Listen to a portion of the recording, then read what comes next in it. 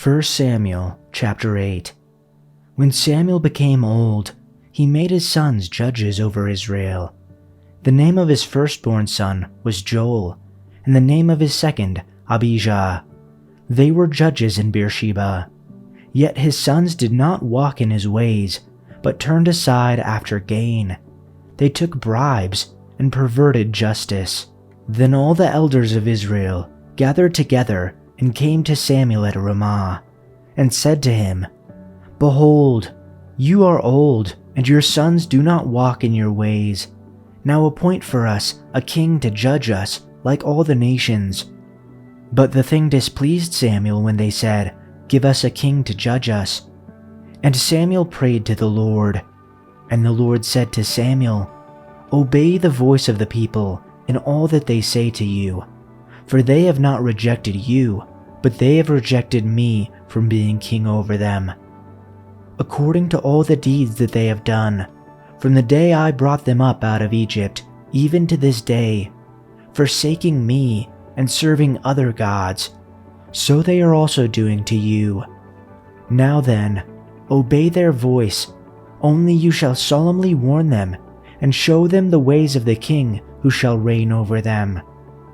So Samuel told all the words of the Lord to the people who were asking for a king from him.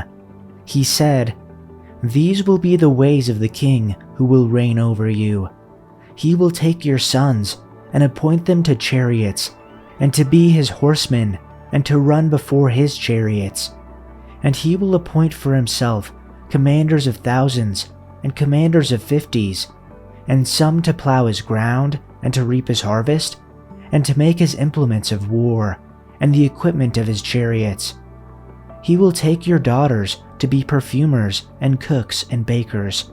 He will take the best of your fields and vineyards and olive orchards and give them to his servants. He will take the 10th of your grain and of your vineyards and give it to his officers and to his servants. He will take your male servants and female servants and the best of your young men and your donkeys and put them to his work. He will take the 10th of your flocks, and you shall be his slaves. And in that day you will cry out because of your king, whom you have chosen for yourselves, but the Lord will not answer you in that day." But the people refused to obey the voice of Samuel, and they said, "No, but there shall be a king over us, that we also may be like all the nations, and that our king may judge us and go out before us and fight our battles." And when Samuel had heard all the words of the people, he repeated them in the ears of the Lord. And the Lord said to Samuel, "Obey their voice and make them a king." Samuel then said to the men of Israel, "Go, every man to his city." Chapter 9. There was a Benjamite, a man of standing, whose name was Kish, son of Abiel, the son of Zeror, the son of Bechorath, the son of Aphiah of Benjamin. Kish had a son named Saul, as handsome a young man as could be found anywhere in Israel, and he was a head taller than anyone else. Now the donkeys belonging to Saul's father Kish were lost, and Kish said to his son Saul, "Take one of the servants with you, and go look for the donkeys." So he passed through the hill country of Ephraim, and through the area around Shalisha, but they did not find them. They went on to the district of Shalim, but the donkeys were not there. Then he passed through the territory of Benjamin, but they did not find them. When they reached the district of Zuph, Saul said to the servant who was with him, "Come, let's go back, or my father will stop thinking about the donkeys and start worrying about us." But the servant replied, "Look, in this town there is a man of God. He is highly respected, and everything he says comes true. Let's go there now. Perhaps he will tell us what way to take." Saul said to his servant, "If we go, what can we give the man? The food in our sacks is gone. We have no gift to take to the man of God. What do we have?" The servant answered him again. "Look," he said, "I have a quarter of a shekel of silver. I will give it to the man of God, so that he will tell us what way to take."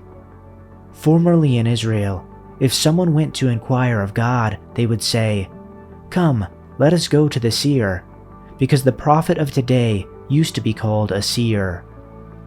"Good," Saul said to his servant. "Come, let's go." So they set out for the town where the man of God was. As they were going up the hill to the town, they met some young women coming out to draw water, and they asked them, "Is the seer here?" "He is," they answered. "He's ahead of you. Hurry now. He has just come to our town today, for the people have a sacrifice at the high place. As soon as you enter the town, you will find him before he goes up to the high place to eat. The people will not begin eating until he comes, because he must bless the sacrifice. Afterward, those who were invited will eat. Go up now. You should find him about this time." They went up to the town, and as they were entering it, there was Samuel, coming toward them on his way up to the high place. Now the day before Saul came, the Lord had revealed this to Samuel. "About this time tomorrow, I will send you a man from the land of Benjamin. Anoint him ruler over my people Israel. He will deliver them from the hand of the Philistines. I have looked on my people, for their cry has reached me." When Samuel saw Saul, the Lord said to him, "Behold, the man of whom I spoke to you, this one shall rule over my people." Then Saul approached Samuel at the gateway and said, "Please tell me where the seer's house is." And Samuel answered Saul and said, "I am the seer. Go up ahead of me to the high place, for you shall eat with me today, and in the morning I will let you go, and will tell you everything that is on your mind. And as for your donkeys that wandered off 3 days ago, do not be concerned about them, for they have been found. And for whom is everything that is desirable in Israel? Is it not for you and for all your father's household?" Saul replied, "Am I not a Benjamite, of the smallest of the tribes of Israel, and my family the least of all the families of the tribe of Benjamin? Why then have you spoken to me in this way?" Then Samuel took Saul and his servant and brought them into the hall and gave them a place at the head of those who were invited, who were about 30 men. And Samuel said to the cook, "Serve the portion that I gave you, about which I said to you, set it aside." Then the cook took up the leg with what was on it and placed it before Saul. And Samuel said, "Here is what has been reserved. Place it before you and eat, because it has been kept for you until the appointed time, since I said I have invited the people." So Saul ate with Samuel that day. When they came down from the high place into the city, Samuel spoke with Saul on the roof.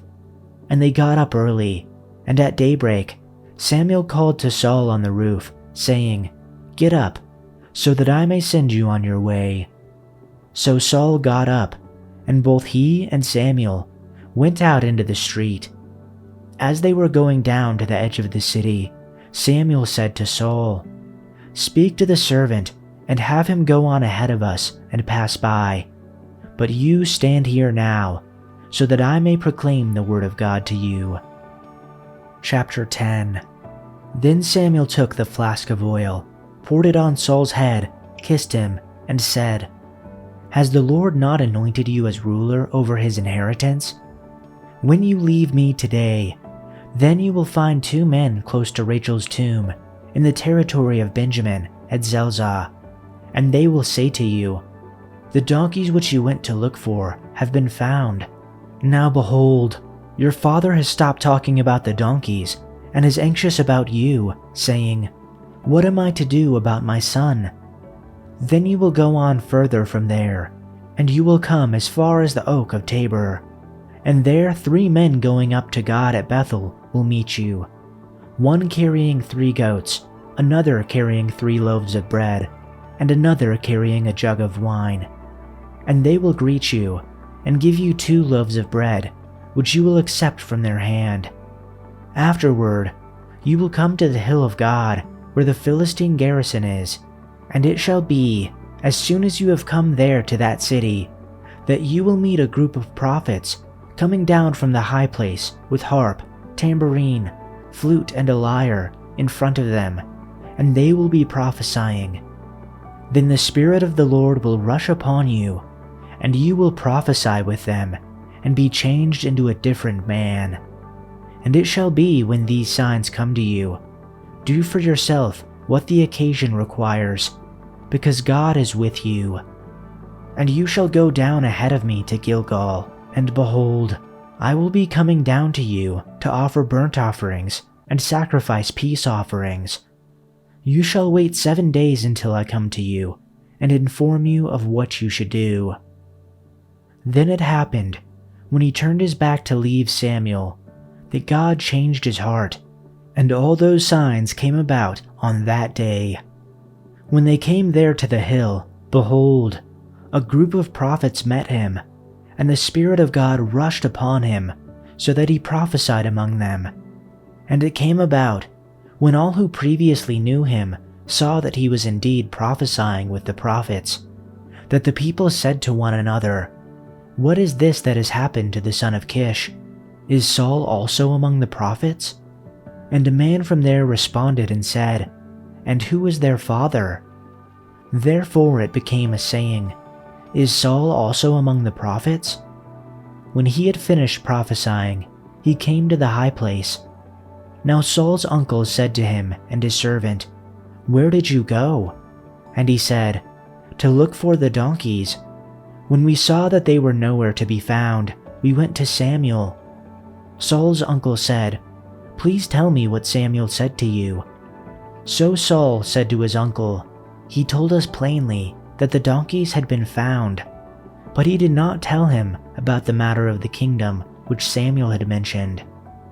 Now Samuel called the people together to the Lord at Mizpah, and he said to the sons of Israel, "This is what the Lord, the God of Israel, says. I brought Israel up from Egypt, and I rescued you from the hand of the Egyptians and from the power of all the kingdoms that were oppressing you. But today you have rejected your God, who saves you from all your catastrophes and your distresses. Yet you have said, 'No, but put a king over us.' Now then, present yourselves before the Lord by your tribes and by your groups of thousands." So Samuel brought all the tribes of Israel forward, and the tribe of Benjamin was selected by lot. Then he brought the tribe of Benjamin forward by its families, and the Matrite family was selected by lot, and Saul, the son of Kish, was selected by lot. But when they looked for him, he could not be found. Therefore, they inquired further of the Lord, "Has the man come here yet?" And the Lord said, "Behold, he is hiding himself among the baggage." So they found him and brought him out, and he stood head and shoulders above anyone else. Then Samuel said to all the people, "This is the man the Lord has chosen as your king. No one in all Israel is like him." And all the people shouted, "Long live the king." Then Samuel told the people what the rights and duties of a king were. He wrote them down on a scroll and placed it before the Lord. Then Samuel sent the people home again. When Saul returned to his home at Gibeah, a group of men whose hearts God had touched went up with him. But there were some scoundrels who complained, "How can this man save us?" And they scorned him and refused to bring him gifts.